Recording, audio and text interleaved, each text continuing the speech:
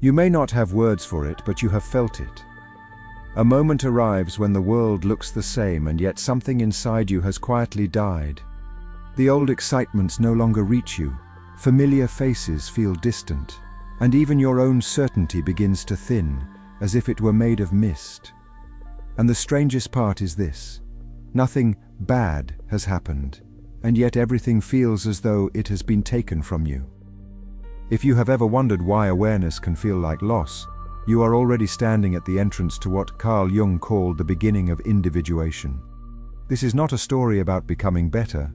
It is a story about becoming unable to remain who you were. Jung understood that when consciousness expands, it does not simply add insight to your life like a new ornament. It dissolves the old agreements that kept your identity intact. What you lose first is not people or work or the surface details of living. What you lose first is the psychological spell that made those things feel unquestionably real. There is a modern struggle that captures this with painful clarity.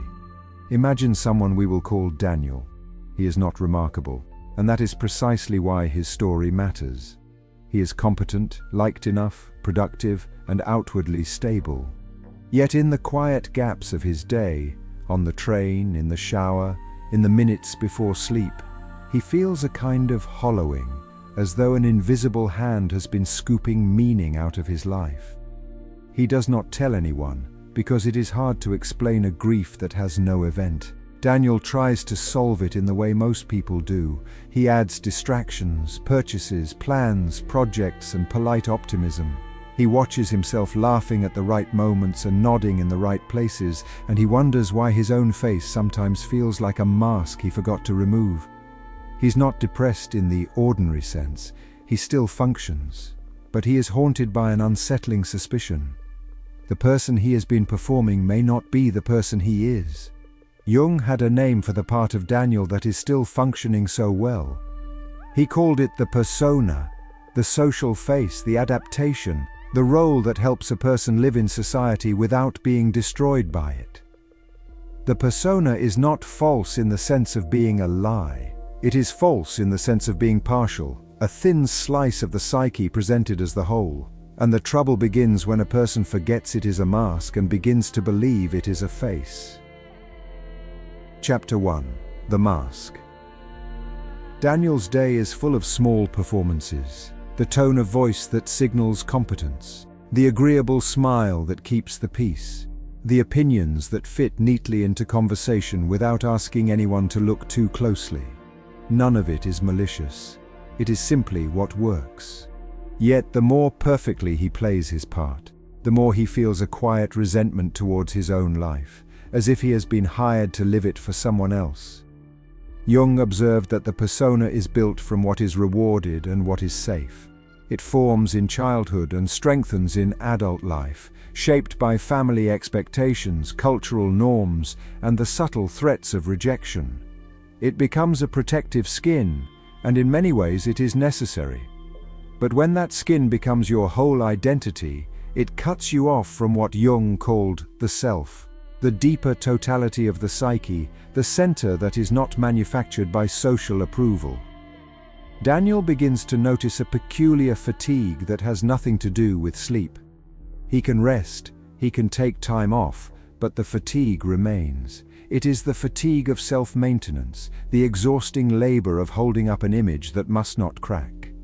And here is the first cost of awareness.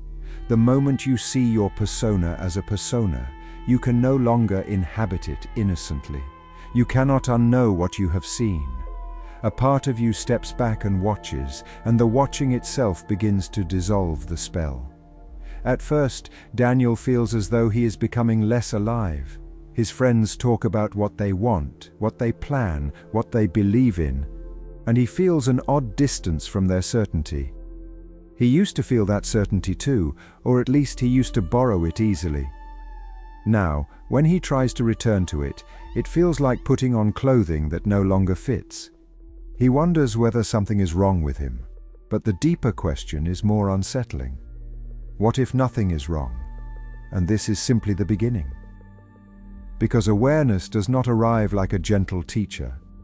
It arrives like a disturbance. And once the persona has been exposed as a mask, another presence begins to press against the edges of consciousness.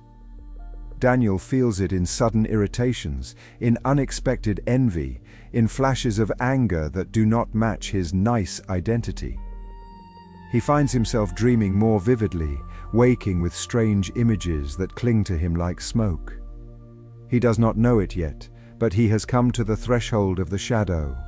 And if the persona is what you show the world, the shadow is what you refuse to become in order to be accepted.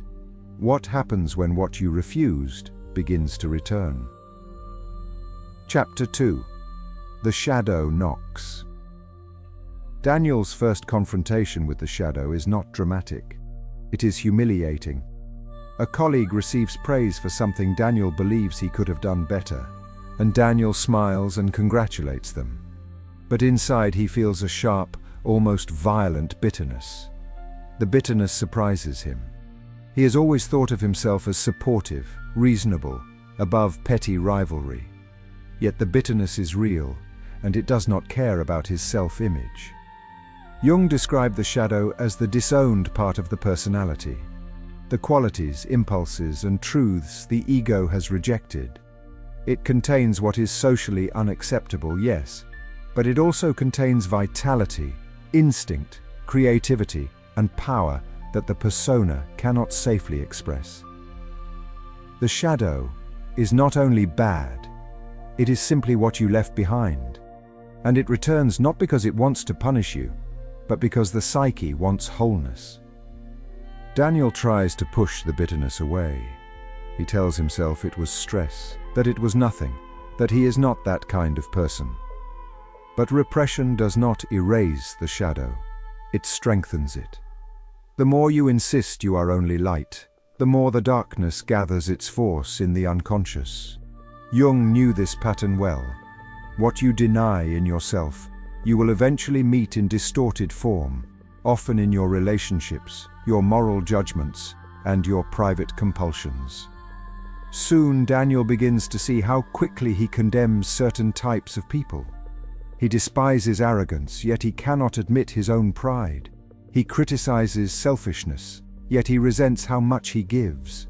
He calls others shallow, yet he fears his own emptiness. These judgments feel righteous, but Jung would call them projections, unconscious material thrown outward, so the ego can avoid recognizing it as its own. This is another cost of awareness. The moment you see your projections, you begin to lose the simple comfort of blame. It becomes harder to hate someone purely, because you start to suspect the thing that angers you is also inside you. That suspicion does not make you morally better. It makes you psychologically more honest, and honesty often feels like grief. Because it is the grief of losing the illusion that the problem is always outside. Daniel's dreams intensify. In one, he is walking through a familiar house, but there is a door he has never seen before. When he opens it, the room behind it is ruined and dark, filled with old objects covered in dust. He feels fear in the dream, but also a strange pull, as if something in that room belongs to him. Jung would recognize this image immediately. The house is the psyche, and the hidden room is the neglected portion of the self. In another dream, Daniel is in a crowd, but no one can see him. He tries to speak, but his voice does not come out. He wakes with a heavy sadness and cannot explain why. Dreams like these are not random. In Jung's view, they are messages from the unconscious, compensating for the ego's one-sidedness. They do not soothe, they correct, they do not flatter, they reveal. Daniel begins to sense that his life has been built around avoiding certain truths. He has avoided conflict by becoming agreeable. He has avoided vulnerability by becoming competent. He has avoided rejection by becoming useful. These strategies once kept him safe, but now they feel like a cage. And here, a deeper fear awakens. If he stops being this person, who will he become? The shadow does not ask politely. It presses for integration. And integration is not a technique. It is a descent into what you have refused to know. But what lies beneath that descent is not only darkness. Beneath it is the question Jung considered the most dangerous and most sacred, the emergence of the self. What happens when the psyche no longer allows you to remain a fragment? Chapter 3. The Loss of Illusion. There is a moment in Daniel's story when awareness turns into something heavier. It happens on an ordinary evening. He is with friends, laughter moving around the table like a familiar ritual, and suddenly he feels an eerie distance, as if he is watching a scene from behind glass. The conversation sounds rehearsed. The jokes feel like armor. He smiles, but inside he feels a quiet panic. He cannot return to the old unconsciousness that made this feel enough. This is the kind of moment people often misinterpret as cynicism. They think they have become too aware, or that life has lost its color. But Jung would say something else is happening. A former psychic arrangement is dissolving. The ego is losing its old pact with illusion. And illusion, in this context, does not mean lies. It means the necessary simplifications that allow a person to live without being overwhelmed by complexity. In early life, the world is held together by collective assumptions. What success means, what love is supposed to look like, what a good person is, what the future should be. These assumptions are not worthless, they are scaffolding. But individuation begins when the scaffolding starts to feel like a prison. Awareness makes the old meanings feel thin, and the thinning feels like loss because it is loss. It is the loss of borrowed meaning. Jung understood that the psyche is not satisfied with adaptation alone. A person can be perfectly adapted and still be spiritually and psychologically dead. The persona can win social approval while the soul withers quietly behind it. When awareness grows, it begins to expose this split, and the exposure is painful. It is painful because it reveals how much of one's life has been lived as a compromise. Daniel begins to mourn without knowing what he is mourning. He mourns the ease of belonging, the comfort of believing what others believe, the relief of not having to ask too much. He mourns the old version of himself who could pursue goals without questioning whether they were truly his. And perhaps most painfully, he mourns the collapse of his own certainty. He used to know who he was. Now he feels like an unanswered question. Here we touch the psychological reality behind why awareness feels like loss. Awareness removes the unconscious supports that held your identity together. It dissolves the glue made of denial, projection, and social consensus. It does not replace them immediately. There is a gap, and the gap feels like emptiness. Many people mistake this emptiness as failure and try to fill it quickly. Jung warned against this. The emptiness is not a mistake, it is a passage. In alchemical terms, those old images Jung loved to interpret, the psyche enters the nigredo, the blackening. The nigredo is the stage in which the familiar substance breaks down. The alchemists described it as decay, darkness, putrefaction, the death of the old form. They knew it was necessary. Jung saw in this a powerful symbol of psychological transformation. Before a new wholeness can emerge, the old identity must dissolve. Daniel does not call it nigredo. He calls it feeling lost. He calls it feeling empty. He calls it feeling like his life has been drained of meaning. But the symbolic truth remains the same. His psyche is breaking the old form. And in the darkness of that breaking, a strange question begins to form. If his former identity was partly an adaptation, what has been waiting underneath? The next chapter is where most people turn away, because it requires looking directly at what the persona has covered and what the shadow has concealed, and it requires an even deeper surrender, allowing the self to rearrange the ego's idea of life. What does it mean to be remade from within? Chapter 4. The Descent. Daniel begins to spend time alone, not out of virtue, but because social life now exhausts him. He feels as if every interaction demands a return to the persona, and he cannot do it without feeling false. This is when the loneliness deepens. He begins to realize that some friendships were sustained by mutual masks. Once his mask loosens, the old rhythm no longer works. The room feels colder. The laughter feels distant. He is not superior to them. He is simply no longer able to pretend in the same way. Jung would say Daniel is entering the tension of individuation. Individuation is not isolation as an ideology. It is the natural consequence of no longer being entirely contained by the collective.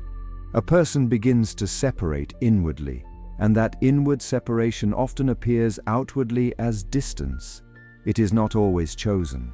Sometimes it is imposed by the psyche itself, as if something inside insists you cannot keep living only as an agreeable fragment.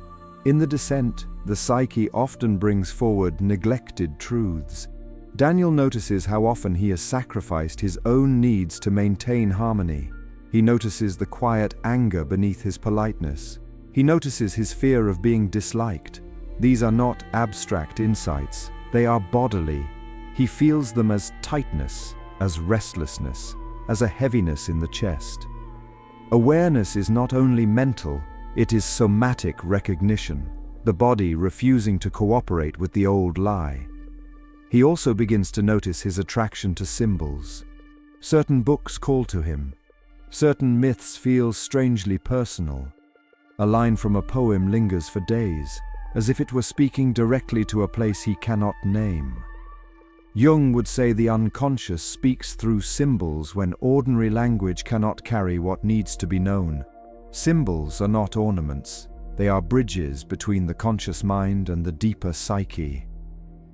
One night, Daniel dreams of a river. He is walking alongside it, and the river is dark, moving with an intelligence that frightens him. He sees something in the water, his own face but older, and with eyes that seem to have seen too much. He wakes with a chill. In Jungian terms, the river is the unconscious, and the older face is an aspect of the self, the larger personality that exceeds the ego's story. The self is not the best version of you. It is not an ideal. It is the total pattern of your being, including what you want to disown. It is the organizing center of the psyche that seeks wholeness, not comfort. When the self begins to stir, it often disrupts the ego's plans. That disruption feels like loss because the ego experiences it as death. The ego does not want wholeness if wholeness requires surrender. This is where Daniel's life becomes quietly intense. Not because events become dramatic, but because his inner world becomes unavoidable. He can no longer distract himself without feeling the hollowness beneath distraction. He can no longer chase approval without noticing the fear beneath it. Awareness has made him too honest to live comfortably inside old patterns. And this is the unbearable paradox. Awareness is liberation from illusion, but liberation from illusion initially feels like grief. Daniel begins to ask a question he has avoided his entire life. It is not, "What do I want?" It is, "What have I been living to avoid?" That question cuts deeper than desire. It exposes the structure of the persona and the bargains that formed it. It also opens a door to shadow material. The anger he denied, the tenderness he hid, the ambition he shamed, the sadness he refused to feel. And as he begins to feel what he refused, something strange happens. The numbness begins to break. Not into happiness, but into aliveness, raw, uneasy, real. He cries once, unexpectedly, not because of a tragedy, but because he realizes how long he has been absent from his own life.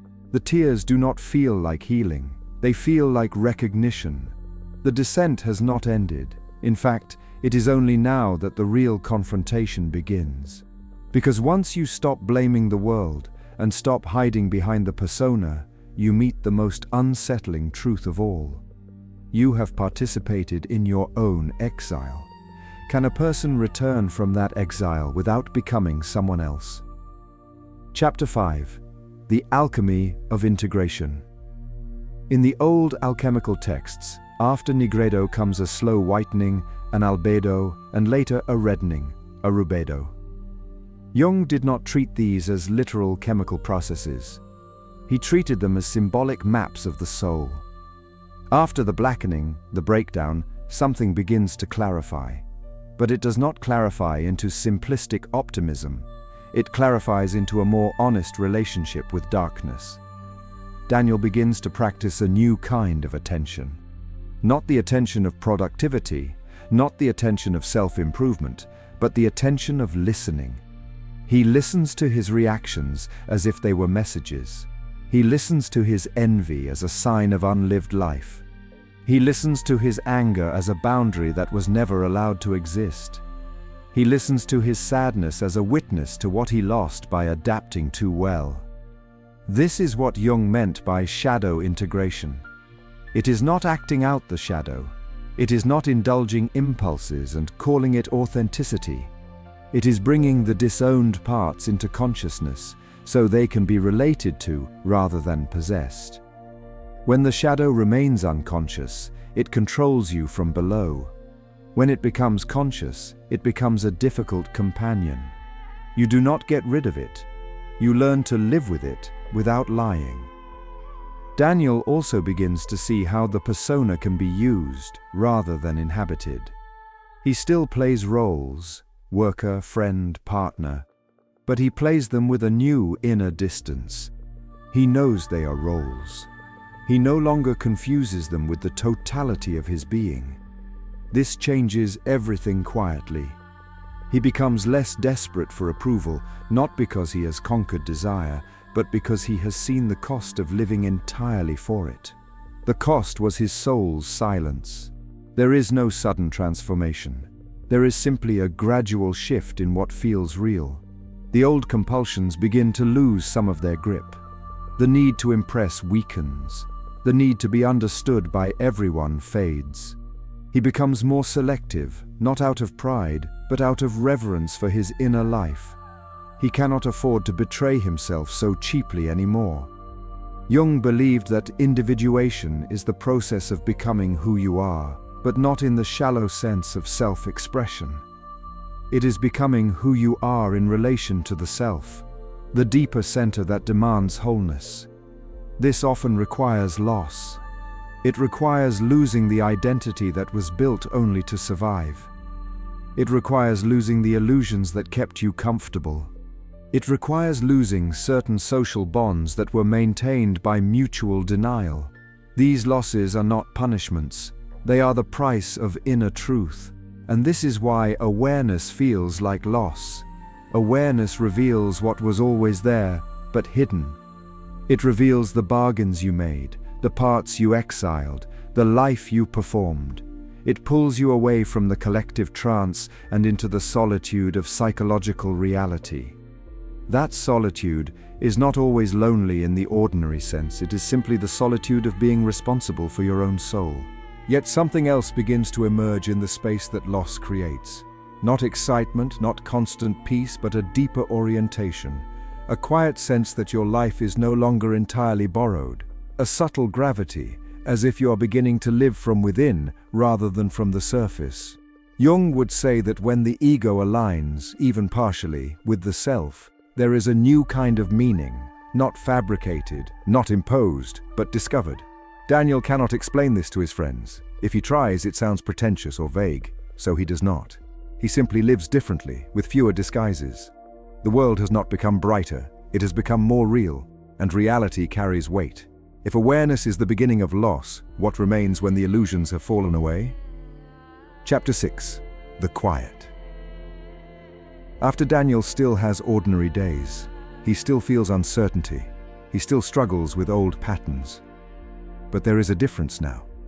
The struggle is no longer hidden behind a mask of certainty. He can feel the tension without needing to resolve it immediately. Jung believed that the psyche matures through holding opposites, the ability to live with contradiction without collapsing into simplistic answers. Daniel is learning this slowly, not as a philosophy, but as a lived necessity. He begins to notice that the loss he feared was not the loss of life itself, but the loss of unconsciousness. What died was the old spell. What ended was the ease of pretending. This is why the early stages of awakening can feel like grief. Because it is grief. It is the mourning of an identity built from adaptation and denial. It is the mourning of the collective dream that once carried you without asking you to awaken. There is a quiet dignity in this mourning. It is not romantic. It is not performed. It is simply the soul acknowledging what was sacrificed in order to belong. Jung would say that where your wound is, there is also your task. Not a task in the sense of a goal, but a task in the sense of a fate. Something in you is asking to be lived. And perhaps the most unsettling insight is this: the loss was never the enemy. The loss was the opening. The disappearance of old meaning created a space in which a deeper meaning could eventually appear, not as a promise, but as a possibility that requires patience. The psyche does not reveal its center quickly. It demands endurance, honesty, and the willingness to sit in darkness without forcing light. So if you feel that awareness has made you lose something, joy, certainty, belonging, do not rush to replace it. Do not interpret the emptiness as failure. Consider that you may be in the middle of an inner alchemy, where the old form must dissolve before anything true can emerge. Consider that what you call loss may be the psyche withdrawing its support from a life that was never fully yours. And now the question becomes quieter, but more serious. If you cannot return to who you were, and you cannot yet see who you are becoming, can you remain with the not knowing? Can you listen for what the unconscious is trying to reveal through your discomfort, your dreams, your irritations, your grief? Can you allow the self to rearrange you without demanding immediate comfort? Because the cost of awareness is real. You lose illusions. You lose borrowed certainty. You may lose relationships that depended on your mask. You may lose the easy excitement of a life lived on the surface. But what remains is something that cannot be bought, performed, or given by the crowd. What remains is the beginning of psychological honesty, and with it, the faint outline of an inner life that is no longer asleep. If you sit quietly with this, you may notice something almost imperceptible beneath the grief. Not happiness, not reassurance, just a steadier presence, as though some deeper part of you has been waiting for you to stop running. And perhaps that is the true beginning. Not the triumph of awakening, but the sober intimacy of finally meeting what has always been there. The journey to the self is the greatest adventure a human can undertake. If this exploration resonated with you, consider subscribing to join our circle of inquiry. Like this video to help these ideas reach those who are still searching in the dark. And if you feel called to sustain this work, please consider supporting the channel. I really appreciate it.